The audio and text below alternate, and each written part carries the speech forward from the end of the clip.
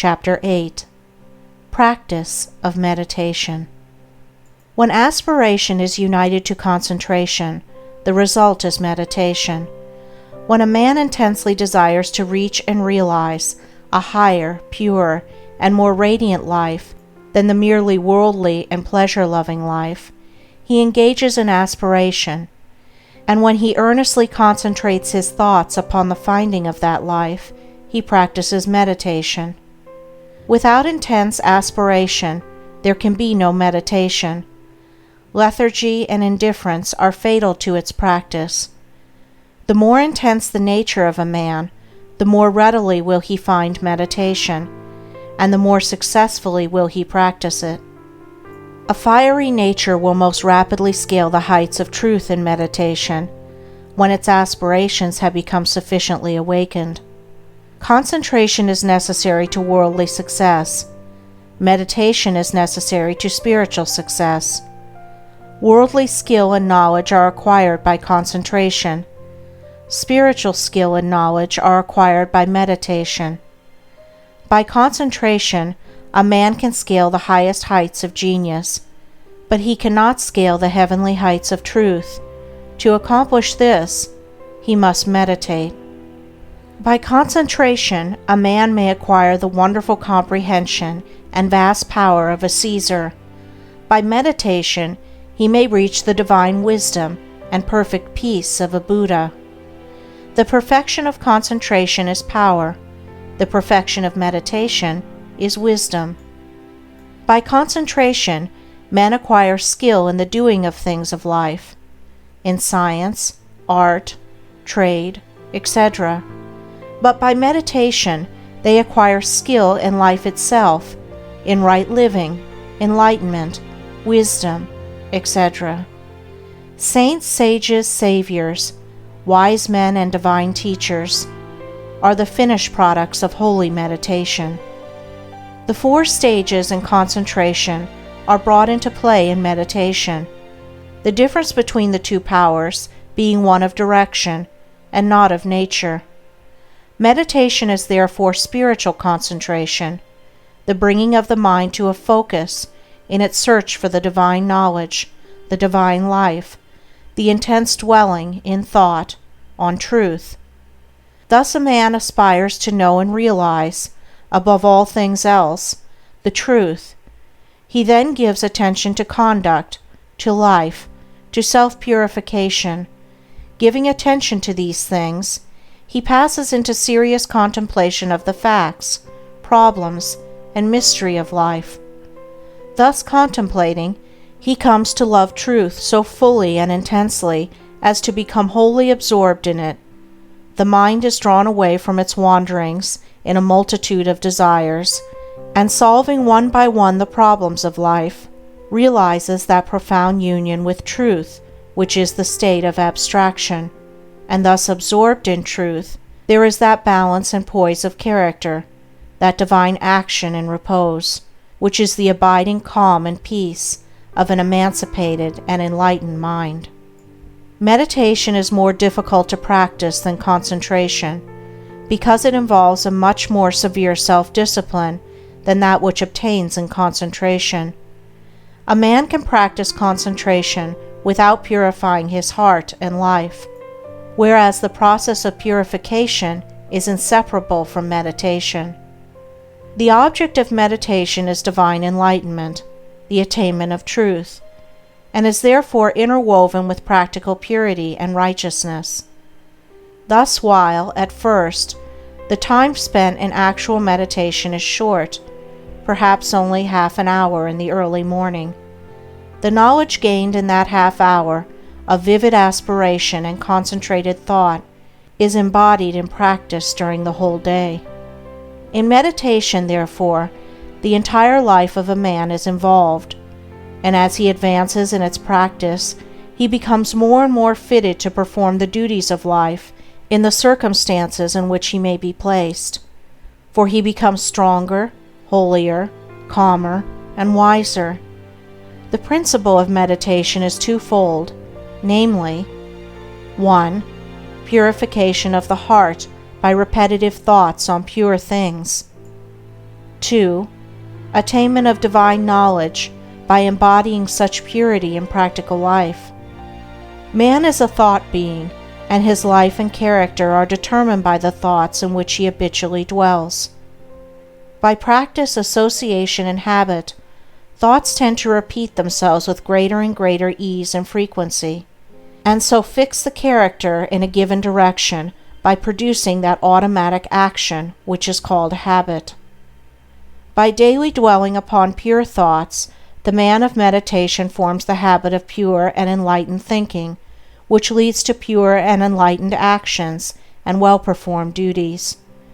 By the ceaseless repetition of pure thoughts, he at last becomes one with those thoughts, and is a purified being, manifesting his attainment in pure actions, in a serene and wise life.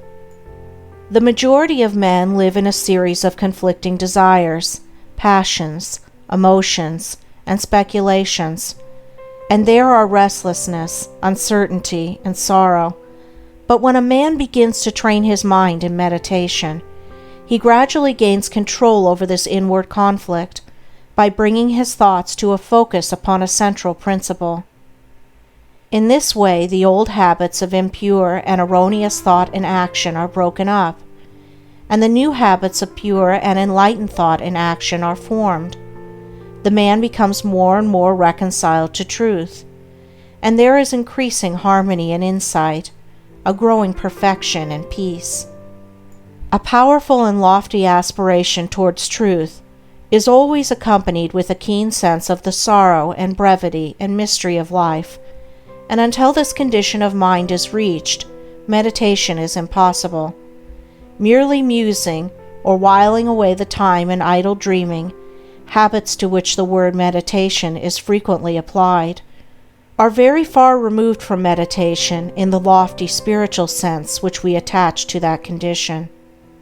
It is easy to mistake reverie for meditation. This is a fatal error which must be avoided by one striving to meditate. The two must not be confounded. Reverie is a loose dreaming into which a man falls.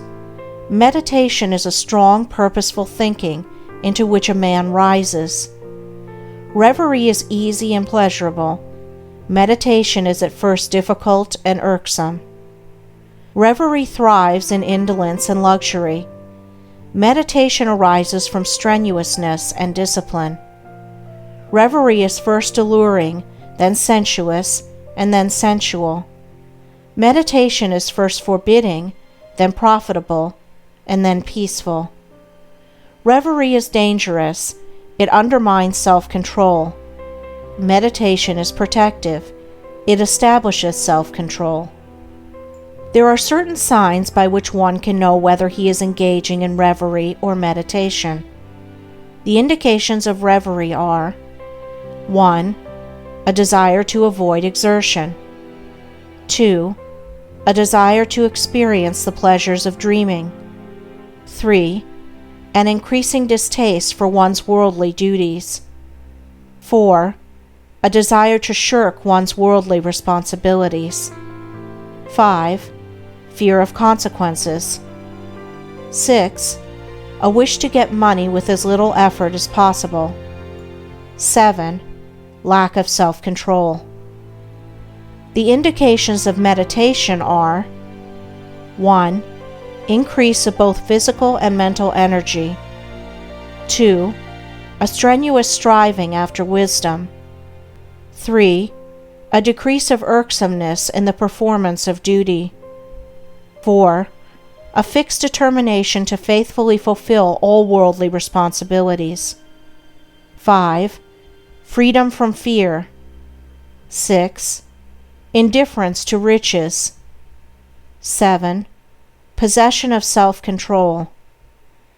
There are certain times, places, and conditions in and under which it is impossible to meditate, others wherein it is difficult to meditate, and others wherein meditation is rendered more accessible, and these, which should be known and carefully observed, are as follows: times, places, and conditions in which meditation is impossible. 1. at or immediately after meals. 2. In places of pleasure. 3. In crowded places. 4. While walking rapidly. 5. While lying in bed in the morning. 6. While smoking. 7. While lying on a couch or bed for physical or mental relaxation. Times, places, and conditions in which meditation is difficult. 1. At night. 2. In a luxuriously furnished room. 3. While sitting on a soft, yielding seat. 4. While wearing gay clothing. 5. When in company. 6. When the body is weary. 7. If the body is given too much food. Times, places, and conditions in which it is best to meditate. 1. Very early in the morning. 2. Immediately before meals. 3. In solitude. 4. In the open air or in a plainly furnished room. 5. While sitting on a hard seat. 6. When the body is strong and vigorous. 7. When the body is modestly and plainly clothed. It will be seen by the foregoing instructions that ease, luxury, and indulgence, which induce reverie, render meditation difficult, and when strongly pronounced, make it impossible, while strenuousness, discipline, and self-denial, which dispel reverie, make meditation comparatively easy. The body, too, should be neither overfed nor starved, neither in rags nor flauntingly clothed. It should not be tired, but should be at its highest point of energy and strength, as the holding of the mind to a concentrated train of subtle and lofty thought requires a high degree of both physical and mental energy.